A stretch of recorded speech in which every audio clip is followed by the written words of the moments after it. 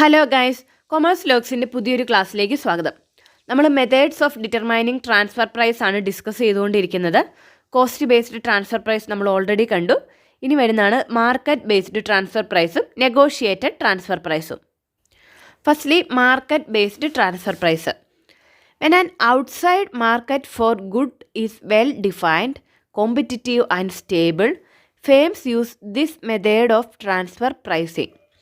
All transfers are made in this method at market price. ഇപ്പോൾ നമ്മൾ വേറൊരു ഡിപ്പാർട്ട്മെൻറ്റിലോട്ട് transfer ചെയ്യാൻ ഉദ്ദേശിക്കുന്ന പ്രൊഡക്റ്റിന് എക്സ്റ്റേണൽ ഔട്ട്സൈഡ് മാർക്കറ്റിൽ നല്ല ഒരു കോമ്പറ്റിറ്റീവ് പൊസിഷൻ ഉണ്ടെങ്കിൽ, ഒരുപാട് കോമ്പറ്റീറ്റേഴ്സ് കുറഞ്ഞ വിലയ്ക്ക് സാധനം കൊടുക്കാനൊക്കെ പുറത്തുണ്ടെങ്കിൽ നമ്മൾ യൂഷ്വലി യൂസ് ചെയ്യുന്ന ഒരു മെത്തേഡാണ് ഈ ഒരു market based transfer pricing approach.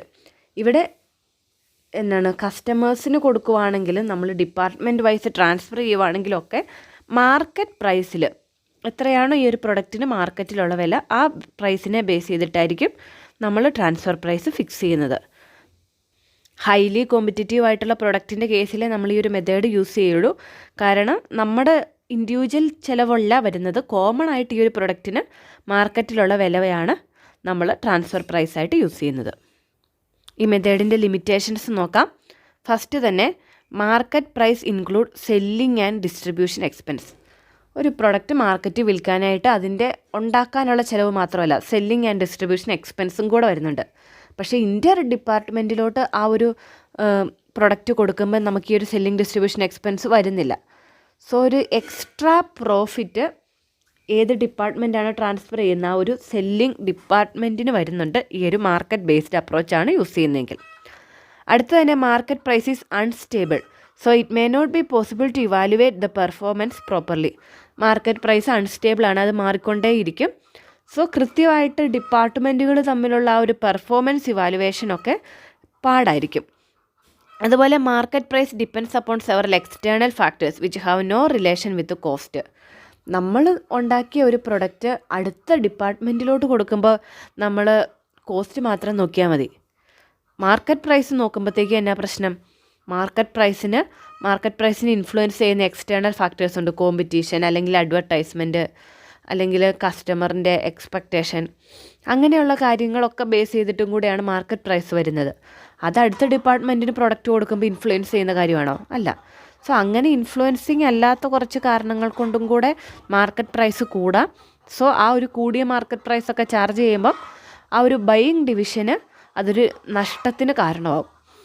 അതുപോലെ closing stock need to be adjusted to remove profit element. ഇപ്പോൾ വേറൊരു ഡിപ്പാർട്ട്മെൻറ്റിൻ്റെ അടുത്തുനിന്ന് മാർക്കറ്റ് പ്രൈസിലാണ് സാധനം വാങ്ങിച്ചെങ്കിൽ ആ ഒരു ബൈയിങ് ഡിപ്പാർട്ട്മെൻറ്റ് അതിൻ്റെ സ്റ്റോക്കൊക്കെ വരുമ്പം ഈ ഒരു പ്രോഫിറ്റ് കുറച്ച് വെച്ചിട്ട്, റോ മെറ്റീരിയൽസിൽ നമ്മൾ ഒരിക്കലും പ്രോഫിറ്റ് എലമെൻറ്റ് ആഡ് ചെയ്യില്ലല്ലോ. സോ ആ ഒരു പ്രോഫിറ്റ് എലമെൻറ്റ് കുറച്ചിട്ട് ക്ലോസിംഗ് സ്റ്റോക്കൊക്കെ സെപ്പറേറ്റ് വീണ്ടും കാണേണ്ടതായിട്ട് വരും. സോ ഒരുപാട് കാൽക്കുലേഷൻ കോംപ്ലിക്കേഷൻസും ഉണ്ട് ഈ ഒരു മാർക്കറ്റ് ബേസ്ഡ് അപ്രോച്ച് യൂസ് ചെയ്യുമ്പോൾ. അപ്പോൾ ഇത്രയാണ് മാർക്കറ്റ് ബേസ്ഡ് അപ്രോച്ചിൻ്റെ ലിമിറ്റേഷൻസ്. ഇത്രയൊക്കെ ലിമിറ്റേഷൻസ് ഉണ്ടെങ്കിലും ഹൈലി കോമ്പറ്റീറ്റീവ് ആയിട്ടുള്ളൊരു മാർക്കറ്റിൽ നമ്മൾ ഈ ഒരു മെത്തേഡ് തന്നെയാണ് യൂസ് ചെയ്യുന്നത്. അടുത്താണ് നെഗോഷിയേറ്റഡ് ട്രാൻസ്ഫർ പ്രൈസിങ്. രണ്ട് ഡിപ്പാർട്ട്മെൻറ്റും കൂടെ വില പേശി ആരാണോ നന്നായിട്ട് പേശുന്ന ആ ഒരു വിലയ്ക്ക് അങ്ങ് ഉറപ്പിക്കും. Okay. A negotiated transfer price is a transfer pricing method where the prices of goods or services transferred between two divisions or departments of the same company is determined through negotiation between buying and selling division. Buying ഡിവിഷനും selling ഡിവിഷനും കൂടെ പറഞ്ഞ് അവരുടെ ഒരു negotiation അനുസരിച്ചിട്ട് price fix ചെയ്യുന്ന രീതിയാണിത്. Unlike other transfer pricing method where prices may be set unilaterally by management or based on predetermined formulas, negotiated transfer pricing involves direct communication and agreement between involved parties. ഏതൊക്കെ ഡിപ്പാർട്ട്മെൻറ്റുകൾ തമ്മിലാണ് dealing, അവർ ആലോചിച്ച് അവർ discuss ചെയ്ത് അവരാണ് price fix ചെയ്യുന്നത്. So ഒരു പോയിന്റിൽ പറയുവാണെങ്കിൽ അവർക്ക് കുറച്ചും കൂടെ ആ ഒരു ഡിസിഷൻ മേക്കിംഗ് ഓട്ടോണമി ഉള്ളത് കൊണ്ട് കുറച്ചും കൂടെ ബെറ്റർ ആയിട്ടുള്ളൊരു പ്രൈസ് ഫിക്സ് ചെയ്യാൻ പറ്റും. ബട്ട് ലിമിറ്റേഷൻസും ഉണ്ട്. നമുക്ക് ലിമിറ്റേഷൻസ് കൂടെ നോക്കാം. എന്താണ് first limitation? Agreed transfer price will depend on negotiating skills and bargaining powers of manager involve. ഇപ്പം ബൈയിങ് ഡിപ്പാർട്ട്മെൻറ്റിലെ മാനേജർക്ക് അത്രയും പേശാനായിട്ട് വലിയ കഴിവില്ല. പക്ഷേ സെല്ലിംഗ് ഡിപ്പാർട്ട്മെൻറ്റിന് നന്നായിട്ടുണ്ട്. അപ്പോൾ എന്ത് ചെയ്യും? സെല്ലിംഗ് ഡിപ്പാർട്ട്മെൻറ്റ് നല്ല രീതിയിൽ ആർഗ്യൂ ചെയ്ത് ഒരു ഹൈ പ്രൈസ് ഫിക്സ് ചെയ്യും. സോ അങ്ങനെ മാനേജേഴ്സിൻ്റെ കഴിവ് അല്ലെങ്കിൽ കഴിവുകേടൊക്കെ ഈ ഒരു പ്രൈസിനെ സ്വാധീനിക്കാനായിട്ടുള്ള ഒരു ചാൻസ് ഉണ്ട്. അതുപോലെ may lead to conflict between divisions. ഇന്ന പ്രൈസ് വേണം എന്ന് പറഞ്ഞു തുടങ്ങുന്ന ആ ഒരു വാക്പോര് കമ്പനീനെ മൊത്തം അഫക്റ്റ് ചെയ്യുന്ന ഒരു വലിയ പ്രശ്നവുമായിട്ട് ഒരു കോൺഫ്ലിക്റ്റ് ആയിട്ടൊക്കെ മാറാൻ ചാൻസ് ഉണ്ട്. അതുപോലെ time consuming for the managers involve.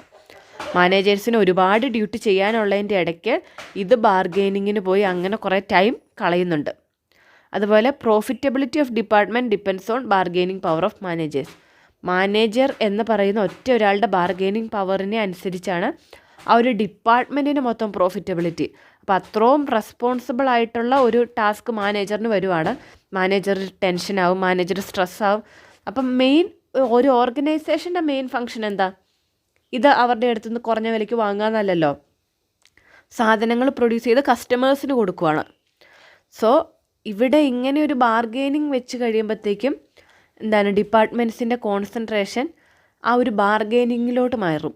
ആ ഒരു കമ്പനിയുടെ പ്രോഫിറ്റബിലിറ്റി എന്ന ഒരു ലക്ഷ്യത്തിൽ നിന്നും പയ്യെ മാറും. സോ കമ്പനിയുടെ പ്രോഫിറ്റബിലിറ്റീനെയൊക്കെ അത് ഒരുപാട് ബാഡ്ലി അഫക്റ്റ് ചെയ്യും. അപ്പോൾ ഇതൊക്കെയാണ് നെഗോഷിയേറ്റഡ് ട്രാൻസ്ഫർ പ്രൈസിങ്ങിൻ്റെ ലിമിറ്റേഷൻസ്.